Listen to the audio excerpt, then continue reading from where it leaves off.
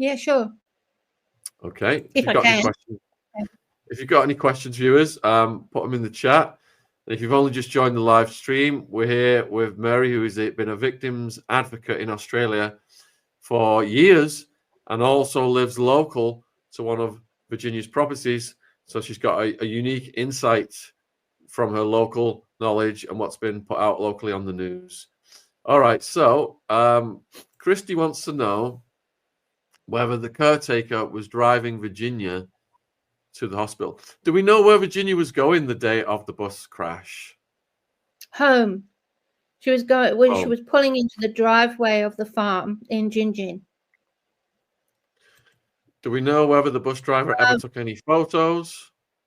No, there's no photos. No, there's no photos of the actual car. They've done some sort of aerial thing that we're looking at what might have happened, but it's not the actual cars. No, there's no photographs. Yeah, it appears that the caretaker, the 71-year-old caretaker, was turning into the driveway of the farm off a country road, and that the bus was overtaking the car and therefore hit the car as it turned in front of it. So that is supposedly what happened.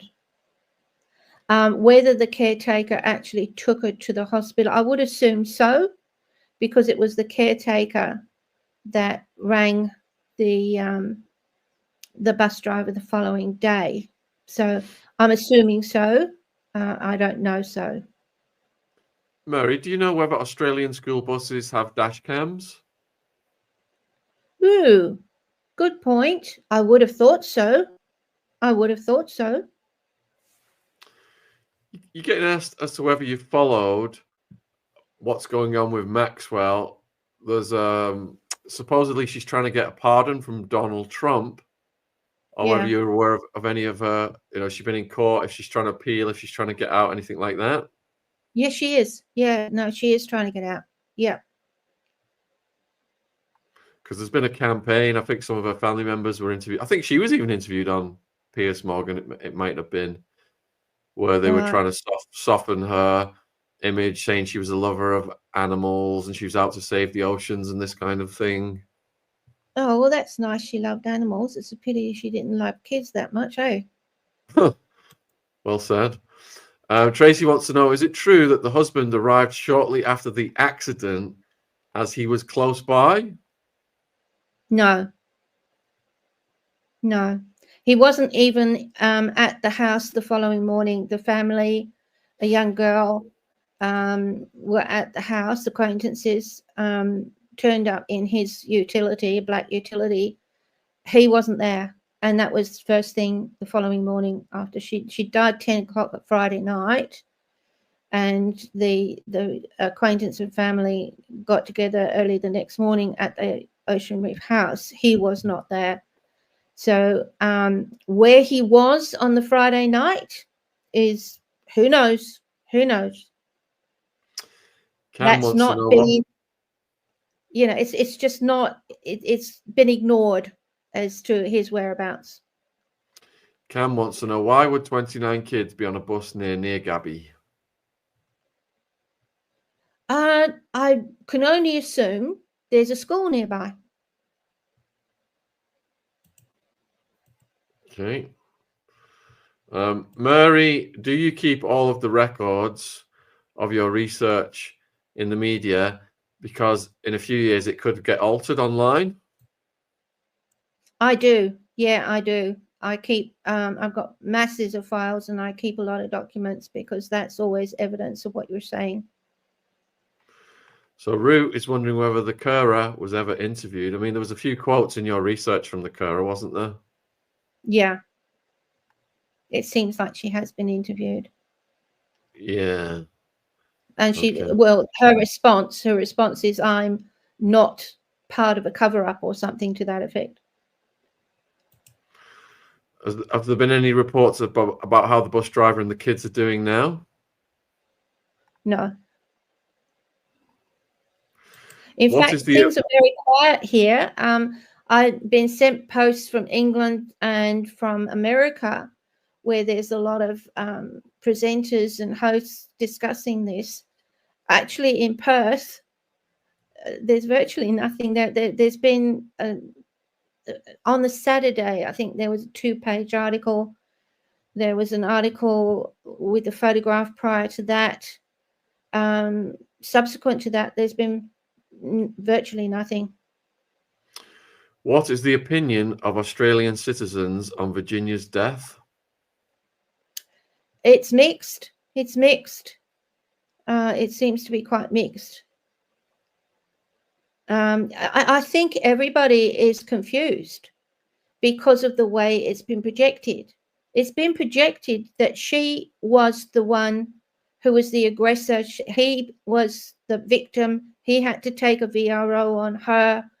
And that's the implication, and that's the projection, which is why I thought it's really important to point out that that is not the case. You've got a few questions coming in about the timings of possible autopsies and funerals. Yeah, well, I've heard nothing about funerals or autopsies, but then, you know, I mean, I can only know what I see and hear. Okay. Why would she, end her own life, knowing what her husband's temperament was like, and that if she were gone, he might now target their kids? Good question. Good question. Why would she end her life while she's in a court process to get those kids back and prove that he had beaten her up?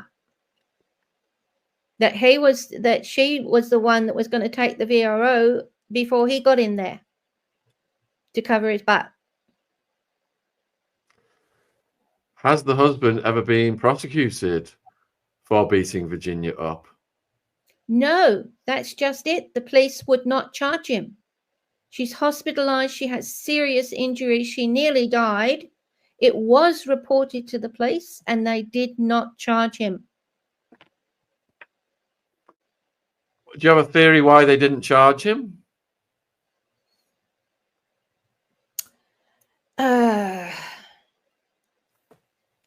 Do I have a theory about that?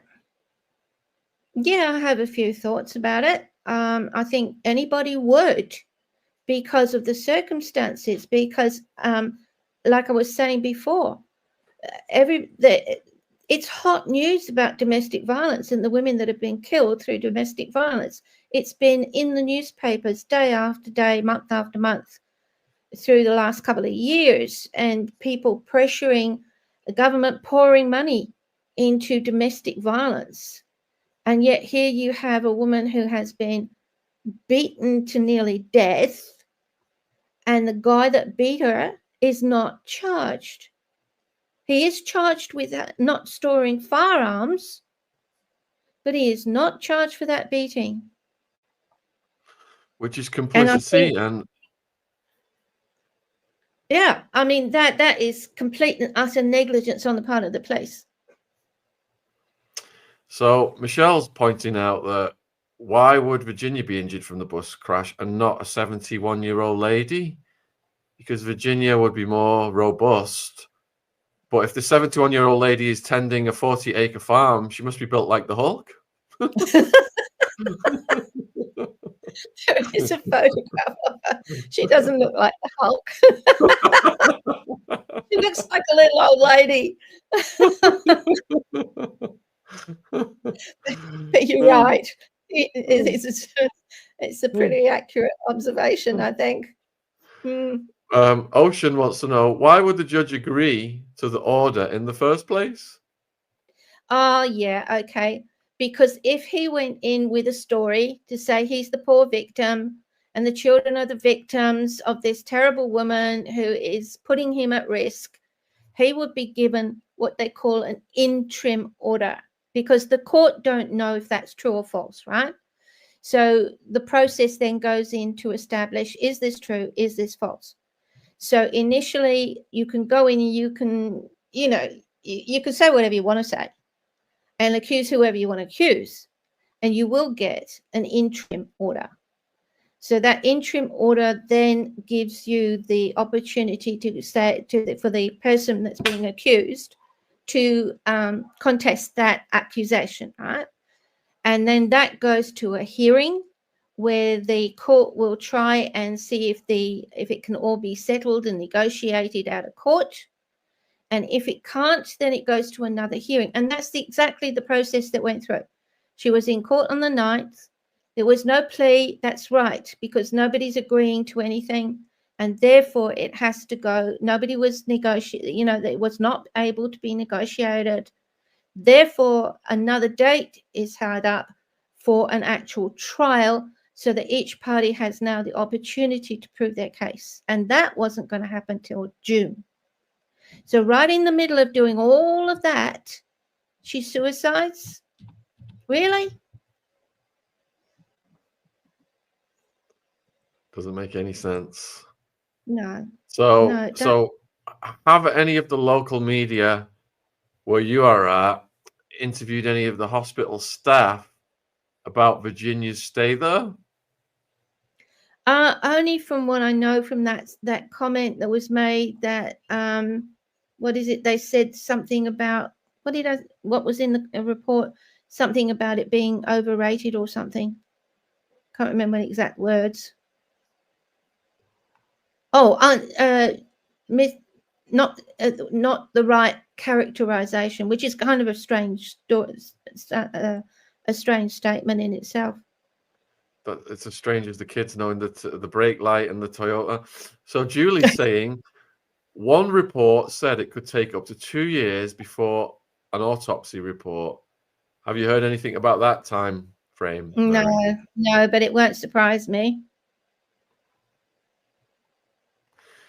Okay, next question then. Do you think that Virginia's children are safe?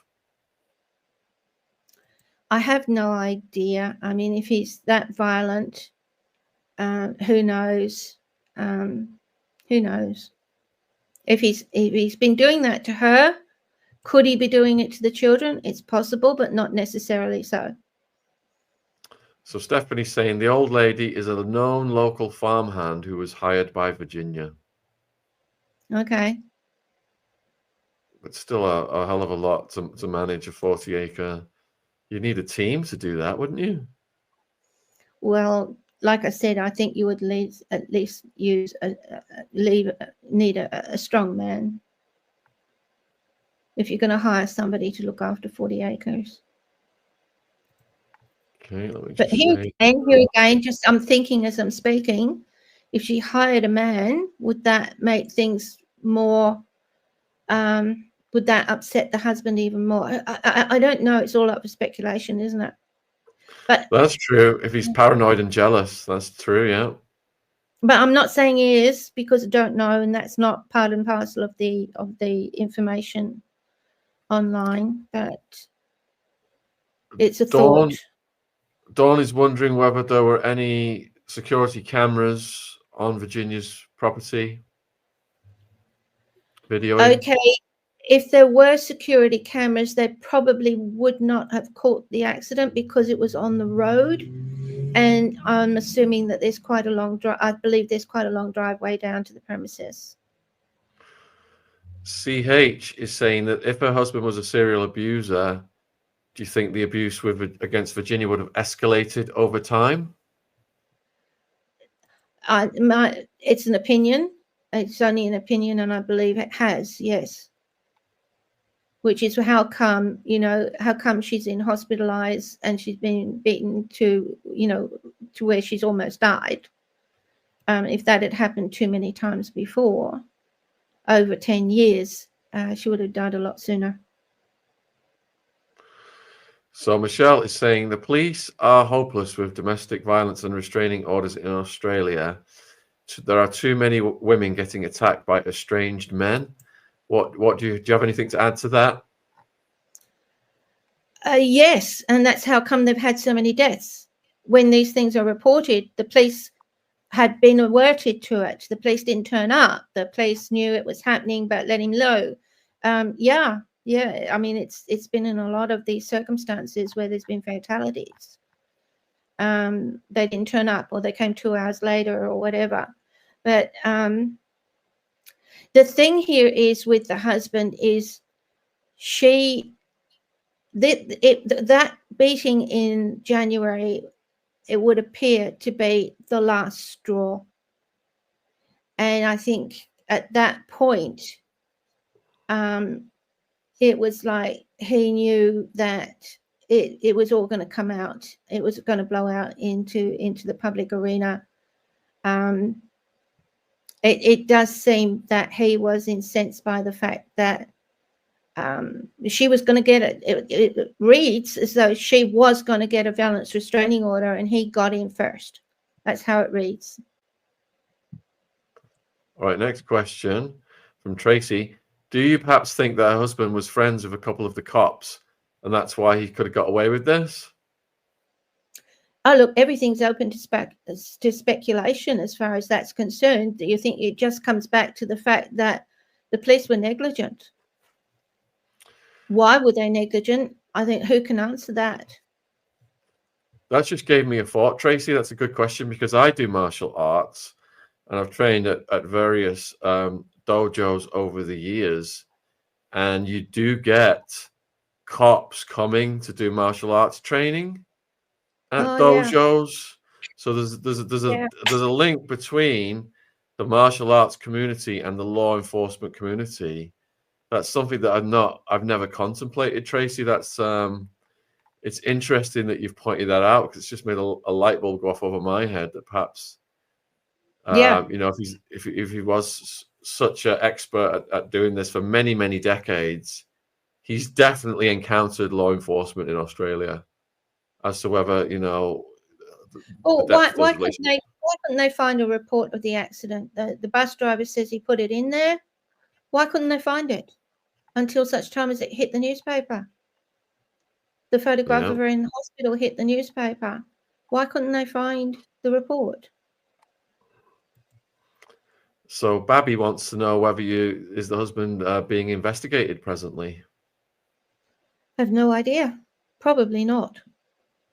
Because they keep saying it's suicide, it's not suspicious.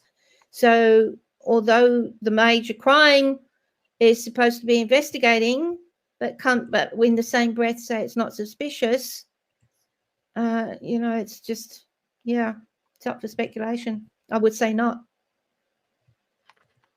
Okay. Chick wants to know, will her kids be questioned? I don't know. I doubt it because they're not, you know, they're not involved in any way here. So if in Australia then, under Australian law, if you've committed a crime, if you've, you know, hurt a woman physically, but if that woman then dies, does that mean there's no case? Or could he still be prosecuted? No. Yeah, no, whoever was responsible for her death, it can be prosecuted, But could he be prosecuted for all the domestic violence he's done to her with the kids as witnesses? Who knows? But, you know, you've got to look at the children being in a very difficult situation. I mean, they've lost their mum. They're living and depending on their father. And I think most people would respect the children's privacy and respect their, you know, not drag them into it. Marnie, this question's going to make my head explode, because we drive on the wrong side of the road here in England versus Australia and America, I think. So I was in America for driving on that side of the road. Marnie, do we know which way she was turning into her drive and what side rear light was broken? Brake light. Get it right, Marnie. They do say that she was in the far lane, the bus was in the near lane, and she turned right to go into the driveway. Tracy's pointing out that the ambulance bus driver could be friends with the cops because it's so remote out there, a small town. Doesn't everybody know everybody in these little areas, Mary? Well, when they talk the small town, is the small town that's nearby Gingin. Gingin is a small place, right? And it's country. Perth is not a small town. Perth is quite a big city. I've been watching a bit of Perth. I'm Married at First Sight Australia. Have you really? Oh, that's a good way to see the scenery, I suppose. Me and Jen, my partner Jen, and baby Ziggy, that's what we do before we go to bed, watch a bit of Married at First Sight Australia. Are you called baby Ziggy? Baby Ziggy, yeah. Zygmunt.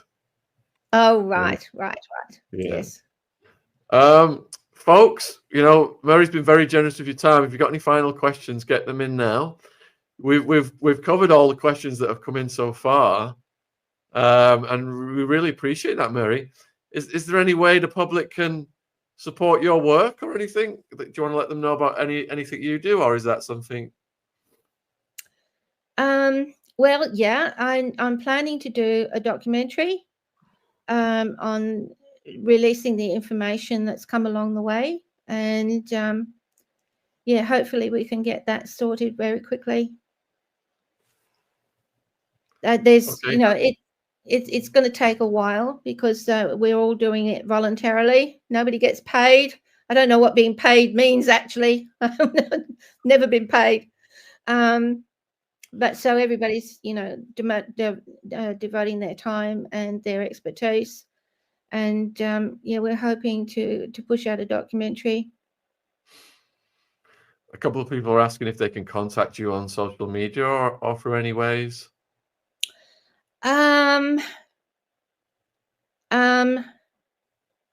Yeah, they can. If I can give you my email address when we come offline, can you just pass that on? Yeah, I can. Mary, you've got to beware though. If you put information out like that, it can get in the hands of people who might start trolling you and stuff like that. Yeah, that's why I'm sort of saying, can I leave it with you? I'll leave it with you. You've got my email address. And yeah.